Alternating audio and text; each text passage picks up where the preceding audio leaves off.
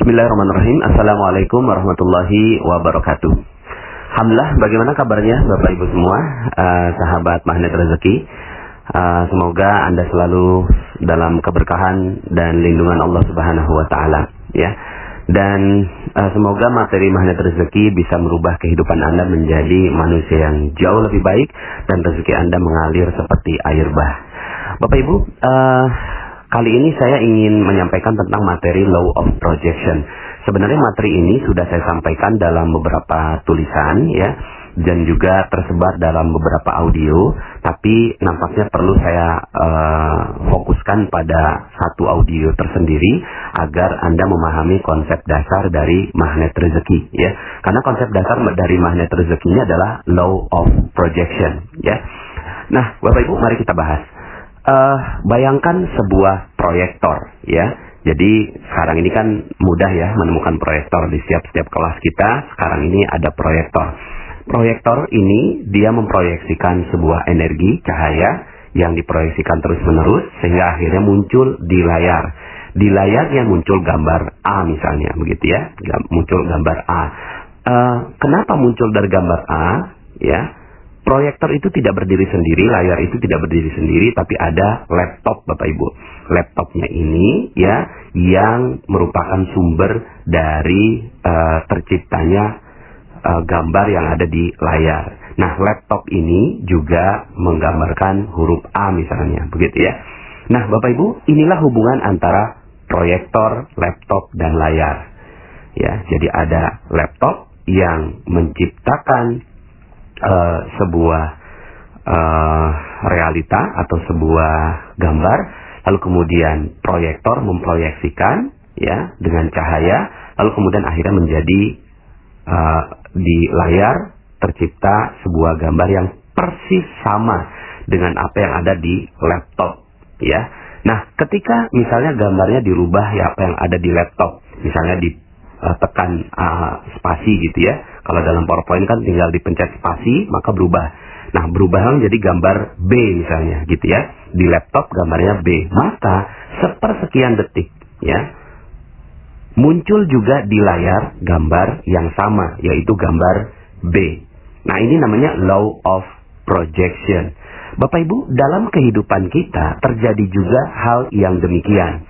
Law of Projection itu berlaku di dalam diri kita. Ini yang menjadi rahasia sehingga akhirnya banyak orang tidak memahami ini, sehingga akhirnya hidupnya tidak mudah untuk dikendalikan, ya. Oke, kita lihat bahwa proyektor kita bawa kemana-mana, Bapak Ibu, ya. Nggak perlu dicolok, dia selalu menyala, Bapak Ibu, ya. Sadar nggak sadar, suka nggak suka, tidur berbaring dan seterusnya, dia tetap memproyeksikan. Proyektor itu namanya otak, Bapak Ibu. Otak kita yang ada di atas itu adalah proyektor. Tapi dia tidak berdiri sendiri, Bapak Ibu. Otak kita ini dikendalikan oleh yang namanya laptop. Laptop di dalam tubuh kita, di dalam diri kita, itu namanya pikiran, perasaan, dan spiritual. Ya, ini satu paket, Bapak Ibu, ya. Nanti saya akan jelaskan tentang hal ini. Tapi coba kita fokus pada pikiran dulu. Nah, laptopnya adalah pikiran kita, ya. Pikiran kita mengirimkan sinyal-sinyal ke otak kita memproyeksikan sehingga akhirnya menjadi layar kita. Nah, layar inilah yang namanya nasib kehidupan kita, ya. Jadi layar inilah nasib dari kehidupan kita, ya. Nah, Bapak Ibu, perhatikan ini. Ketika apa yang ada di dalam pikiran kita, maka itulah yang akan menjadi realita di dalam nasib kita. Ini sudah menjadi hukum Law of Projection. Hukum dari proyeksi. Laptop kita gambarnya A, maka layar juga A. Sama dengan hidup kita, Bapak Ibu. Pikiran kita A, maka nasib kehidupan kita adalah A. Pikiran kita B, maka nasib kehidupan kita B. Ya, maka dengan memahami konsep Law of Projection ini, Anda bisa mengendalikan kehidupan Anda, Bapak Ibu. Andalah yang mengendalikan kehidupan Anda. Andalah yang mengendalikan bagaimana rasa kehidupan Anda.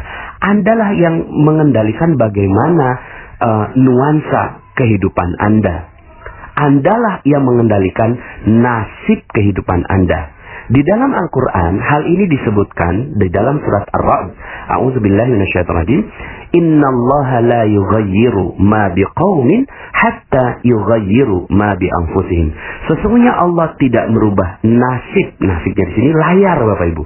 Sesungguhnya Allah tidak merubah layar nasib satu kaum, ya, atau kehidupan satu kaum, nasib satu kaum, ma biqaumin hatta, sehingga yughayyiru ma bi anfusihim, sehingga dia merubah apa yang ada adalah bi anfusihim, jiwanya. Jiwa ini nggak kelihatan, Bapak Ibu. Nah, jiwa inilah pikiran, perasaan, dan spiritual. Nah, ketika laptopnya berubah, pikirannya berubah, jiwanya berubah, maka nasibnya berubah. Ini sudah menjadi hukum yang Allah tetapkan di dalam Al-Quran, ya. Nanti saya akan jelaskan perbedaan antara nasib dengan takdir, Bapak Ibu, ya. Nah, saya mau bicara tentang nasib dulu. Maka Bapak Ibu, ya, apa yang ada dalam pikiran kita itulah yang mengendalikan seluruh kehidupan kita. Ya, makanya jangan heran kalau seandainya saya katakan bahwa saya kok berani sekali gitu ya mengatakan bahwa Anda memahami materi magnet rezeki, maka hutang Anda lunas, ya. Kenapa kok begitu? Ya karena, ya, di dalam pikiran kita utang. Lalu kemudian dia diproyeksikan oleh otak kita, utang, sehingga akhirnya apa yang terjadi? Yang terjadi adalah di dalam nasib kita terus-menerus berhutang. Itu yang terjadi, gitu ya. Itu yang terjadi. Siapa yang menciptakan dan mengkreasikan utang itu? Kita sendiri yang mengkreasikan itu, sehingga akhirnya orang yang terus berpikiran utang seperti ini, yakin Bapak Ibu, hakul yakin sampai meninggal dunia dia utangnya nggak akan pernah lunas, Bapak Ibu, ya. Kenapa? Karena diproyeksikan di dalam pikiran kita, diciptakan di dalam pikirannya, lalu diproyeksikan oleh otaknya, sehingga akhirnya menjadi nasibnya. Maka pikiran kita ini nggak bisa dilawan. Yang bisa kita lakukan adalah men-switch atau merubah, ya, merubah dari energi yang tidak positif menjadi energi yang positif, dari energi yang kesannya rendah, ya, menjadi energi yang tinggi, ya. Maka apa padanan kata dari utang? Utang ini rendah sekali, hina, tidak mampu, sepertinya tidak bisa berbuat apa-apa. Maka switch, Bapak Ibu, apa yang ada dalam pikiran kita switch menjadi amanah, gitu ya. Anda tolong bisa dengarkan audio saya kembali, lunas hutang seketika, ya. Nah, Bapak Ibu, dengan men-switch ini, maka apa yang ada dalam pikiran Anda yang tadinya utang, Anda tekan spasinya menjadi amanah. Lalu kemudian pikiran Anda, otak Anda memproyeksikan amanah. Maka yang terjadi adalah di dalam layar nasib kita, itu yang terjadi adalah amanah yang bertubi-tubi datang pada diri Anda. Nah, mungkin sekarang ini adalah amanah berupa titipan uang orang 200 juta. Lalu kemudian setelah itu, karena Anda terus memproyeksikan amanah, maka yang datang pada kehidupan Anda adalah amanah berupa karyawan yang jujur, kemudian supplier yang baik hati, konsumen yang setia dan loyal, gitu ya, dan seterusnya. Nah, Bapak Ibu, Anda bisa menjadikan law of projection ini dalam semua lingkup kehidupan Anda. Misalnya bagi Anda yang tinggal di Jakarta misalnya, jalanannya macet gitu ya. Nah, macet itu Bapak Ibu adalah apa yang ada dalam realitas gitu ya. Nah, ini saya jelaskan tentang realitas. Realitas itu ada dua, Bapak Ibu. Satu, realitas sekunder, dan yang kedua adalah realitas primer. Realitas sekunder kita adalah apa yang ada dalam, apa yang Anda lihat ketika Anda membuka mata, itulah realitas sekunder. Itulah layarnya, Bapak Ibu. Ya, coba sekarang Anda tutup mata, ya, maka Anda fokus dengan yang namanya realitas primer. Realitas primer itu, ya, tidak terpengaruh dengan realitas sekunder. Realitas primernya Anda yang bisa kendalikan. Realitas sekundernya ya itu tercipta. Jadi kalau realitas primernya A, maka realitas sekundernya A. Seperti dalam hukum law of projection.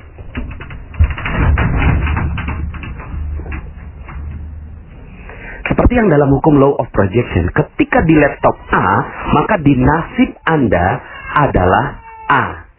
Di realitas primer Anda macet, maka realitas sekunder Anda macet. Sehingga akhirnya hidup Anda jadinya macet. Dan saat itu kita sedang berdoa Bapak Ibu, ya Allah macetkan hidupku, macetkan rezekiku, macetkan kebahagiaanku, macetkan keharmonisanku. Sehingga akhirnya yang terjadi Bapak Ibu betul-betul macet. Semuanya, proyeknya macet, ya, proyeknya macet, rezekinya macet, semuanya macet. Lalu apa yang harus kita lakukan? Ya switch Bapak Ibu, pencet ya spasinya, tombol spasinya dipencet dengan penuh. Ya, ketika realitas primer kita menyebut penuh, ya, maka sebenarnya kita lagi memproyeksikan, ya Allah penuhkan hidupku, penuhkan rezekiku, penuhkan kebahagiaanku, penuhkan keharmonisanku dan seterusnya. Sehingga yang terjadi di dalam realitas sekundernya terjadi adalah penuh Bapak Ibu. Sehingga akhirnya semua kehidupan Anda penuh dengan kebahagiaan, ya. Maka dengan konsep ini, ya, Anda bisa kendalikan seluruh kehidupan Anda. Apapun realitas sekundernya, apapun realita, ya katanya realita, tapi kalau saya menyebutnya itu realitas sekunder. Apapun realitanya, ya, apapun faktanya, Anda bisa merespon dengan tepat Bapak Ibu. Ya, faktanya Anda punya utang, faktanya Anda ya melewati jalanan yang macet, faktanya ya Anda mungkin akan didatangi oleh polisi, pengacara, orang yang menagih Anda, debt collector. Faktanya bisa jadi Anda adalah seorang istri yang suaminya penuh dengan kedengkian, kebencian, memukul Anda, KDRT, dan seterusnya. Faktanya bisa jadi anak Anda kena narkoba. Faktanya bisa jadi Anda dilahirkan dari seorang nauzubillah perzinahan begitu ya. Faktanya bisa jadi Anda melihat ada korupsi di Indonesia. Faktanya bisa jadi ada pembunuhan, pencurian, kemaksiatan, dan seterusnya. Faktanya bisa jadi macam-macam Bapak Ibu. Faktanya bisa terjadi apapun, gitu ya. Faktanya bisa terjadi apapun dalam realitas sekunder Anda. Tetapi di dalam realitas primer Anda yang ada hanya boleh kebahagiaan, keharmonisan, kecintaan, ya, dan energi-energi yang positif. Kalaulah sudah ada realitas sekunder, realitas primer yang demikian di dalam pikiran Anda, maka yang terjadi adalah hidup Anda sudah bahagia Bapak Ibu. So what gitu loh. Mungkin sekarang ini Anda akan didatangi oleh banyak orang untuk menagih hutang Anda, tapi kemudian Anda tarik nafas, Anda cool di dalam pikiran Anda bahwa Anda adalah orang yang baik hati, Anda adalah orang yang amanah, Anda adalah orang yang jujur, Anda adalah orang yang penuh cinta kasih, Anda adalah orang yang bahagia, Anda menyebarkan kebahagiaan buat orang lain. Maka orang yang nagih di depan Anda itu akan kebingungan Bapak Ibu. Percaya saya. Orang yang akan nagih gitu ya, debt collector itu kerasa energi apa yang ada di dalam realitas primer Anda. Ya, maka penting sekali menjaga realitas primer ini, ya. Penting sekali menjaga realitas primer ini. Nah, persoalannya begini Bapak Ibu. Otak kita selain memproyeksikan, dia juga menyerap. Dia menyerap 2 juta informasi per detik, ya. 2 juta informasi masuk per detik, lalu kemudian dia diproyeksikan. Itu kerja otak kita Bapak Ibu. Nah, dia masuk Bapak Ibu, masuk 2 juta informasi per detik. Sadar nggak sadar, suka nggak suka, mau nggak mau, ya, terpaksa nggak terpaksa, itu masuk 2 juta informasi per detik. Contoh, misalnya Anda atau siapalah begitu ya, suka dengan menonton film horor, ya. Dia suka menonton film horor, maka yang dia tonton terus gitu ya, setiap hari dia nonton film horor, maka masuk 2 juta informasi per detik di dalam pikirannya, ya. Akhirnya yang terjadi adalah semua dunia horor masuklah dalam realitas primernya dia, ya, masuk di dalam realitas primernya dia bahwa hidup adalah penuh dengan horor. Dia percaya ada kuntilanak, ada sundel bolong, ada buto ijo, ada genderuwo dan seterusnya. Dia percaya, believe dalam realita primernya dia. Maka yang terjadi adalah ketika dia lewat jalanan gelap, Bapak Ibu, maka apa yang terjadi? Yang terjadi adalah realita primer itu muncul menjadi realitas sekunder yang memunculkan rasa takut, sehingga akhirnya dia takut. Aduh, ada kuntilanak nggak ya? Ada genderuwo nggak ya? Ada sundel bolong nggak ya? Padahal Bapak Ibu, mana itu semua? Nggak ada. That's not real, nggak nyata seperti materi jeruk nipis yang saya sampaikan. Makanya kenapa kok ya setan di setiap daerah itu berbeda-beda, Bapak Ibu? Ya, itu yang tadi saya sebutkan, itu setan khasnya Indonesia, Bapak Ibu ya. Itu kan dia masuk ya film-film horor di dalam pikirannya. Tapi coba kalau Anda ke Cina, ya, setannya lucu, Bapak Ibu, loncat-loncat gitu ya. Loncat-loncat kita gitu ya. Nggak masuk dalam realitas primer kita itu, loncat-loncat mengerikan. Tapi di orang yang ada di dataran Cina gitu ya, ngelihat ada orang yang loncat-loncat lalu kemudian tangannya lurus ke depan, itu takut, Bapak Ibu, ya. Kemudian juga kalau kita ngelihat ada Dracula gitu ya, Bapak Ibu ya, pakai tuxedo gitu ya, rapi gitu ya, penampilannya bagus gitu ya. Itu awal-awalnya kita juga nggak terlalu takut loh. Yang mana setannya? Setannya kalau di kita kan setan tuh kutip anak gitu ya. Tapi kok di Barat setannya berbeda, Bapak Ibu. Setannya berbeda. Kenapa? Karena realita primer yang diciptakan itu berbeda, ketakutannya berbeda, skala ketakutannya berbeda. Maka ya, orang-orang yang suka nonton film horor, realita sekundernya akhirnya juga demikian, yaitu nasibnya dia. Sama dengan orang yang suka nonton infotainment, Bapak Ibu. Ada artis yang suka kawin cerai yang ditonton, itu realita orang lain capture pakai framing media gitu kan. Framing media lalu kemudian masuk dalam pikiran kita, masuk dalam primary reality kita, ya. Lalu kemudian akhirnya nasibnya kita, bawaannya ketika ada konflik sama suami, pengennya cerai aja. Kenapa? Karena ngerujuk ke infotainment yang episode 42 begitu ya. Nah, Bapak Ibu yang dirahmati Allah Subhanahu wa taala, akhirnya yang perlu kita perhatikan adalah supply informasi yang masuk dalam diri kita, Bapak Ibu ya. Seperti misalnya kalau Anda nonton berita itu ada adagium ya yang menyebutkan bahwa bad news is a good news. Berita yang tidak baik itu pantas untuk diberitakan. Contoh, wali kota digigit anjing itu bukan berita. Tapi wali kota menggigit anjing ini baru berita. Akhirnya itu yang di-framing sama media, di-capture sama media, lalu kemudian akhirnya setiap orang yang menonton televisi jadi aneh. Kenapa? Karena ya kejadian selevel wali kota menggigit anjing itulah yang ditonton terus-menerus. Makanya waktu itu pernah ada, Bapak Ibu, teman saya yang WA saya, "Panas, saya mau ke Depok tapi kok saya takut ya." "Kenapa takut?" "Karena di Depok banjir." "Loh, banjir? Kalau di Depok banjir bagaimana Jakarta?" Ternyata ya ada satu jalanan yang tergenang, itu yang di-capture sama jurnalis, dan kemudian itu yang masuk dalam realitas primer teman saya. Sehingga akhirnya dia nggak jadi ke Depok karena takut ada banjir. Padahal sayanya sendiri yang berada di Depok nggak lihat ada banjir. Nah, Bapak Ibu, inilah dia ya law of projection. Sehingga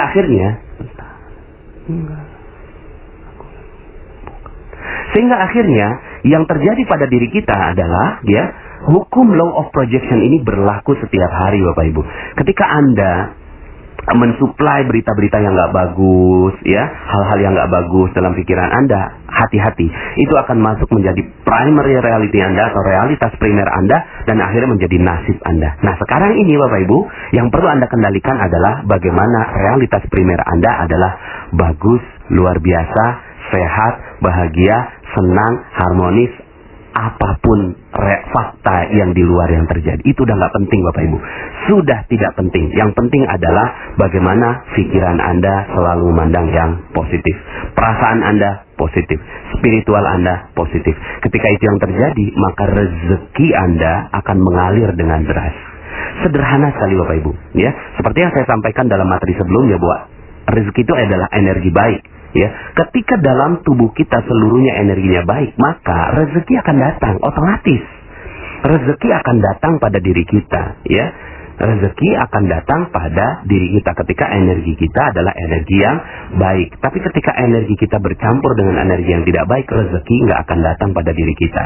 Maka sederhana sekali, rubahlah apa yang ada dalam pikiran kita, perasaan kita, spiritual kita, maka nasib kita pun akan berubah. Nah, terakhir, penjelasan tentang takdir dan nasib. Banyak orang yang bilang begini, Pak Nas, kan Allah udah takdirkan, rezeki udah ditakdirkan, jodoh udah ditakdirkan, yang lain udah ditakdirkan. Iya, itu mah ilmunya Allah, ya. Saya ingin membatasi ini, ya. Saya tidak akan menjelaskan panjang lebar tentang hal ini. Kenapa? Karena itu udah merupakan sifat Allah yang kita pelajari, bahwa Allah memahami seluruh takdir-takdir kita, bahkan takdir kita sudah ditetapkan di dalam Lauhul Mahfuz, ya. Sudah ditetapkan di dalam Lauhul Mahfuz, ya. Sudah ditetapkan itu semua di dalam Lauhul Mahfuz, bahwa Allah Maha mengetahui segalanya. Pertanyaannya, apakah kita udah tahu rezeki kita? Apakah kita udah tahu nasib kita? Apakah kita udah tahu jodoh kita? Tidak. Makanya kata Allah, itu kan la yus'alu amma yaf'al wa hum yus'alun. Kamu tidak akan ditanya tentang la yus'alu amma yaf'al. Allah tidak akan ditanya tentang apa yang dia perbuat. Wahum yus'alun, tapi kamu akan ditanya, kenapa kok nasib kamu miskin? Kenapa kok nasib kamu ya penuh hutang? Kenapa kok nasib kamu ya tidak bahagia? Kenapa kok nasib kamu ya rendah? Kenapa kok nasib kamu hina? Itu yang akan ditanya oleh Allah Subhanahu wa taala.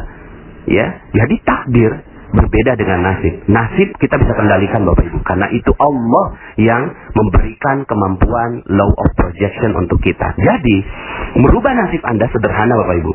Rubahlah apa yang ada dalam pikiran Anda, semudah merubah laptop.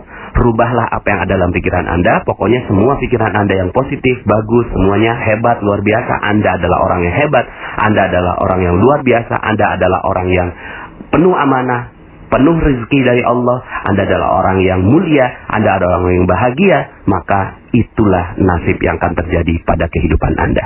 Oke? Semoga ini bisa membuat hidup Anda menjadi jauh lebih indah lagi, ya. Saya Nasrullah, sampai jumpa dalam audio-audio berikutnya. Assalamualaikum warahmatullahi wabarakatuh.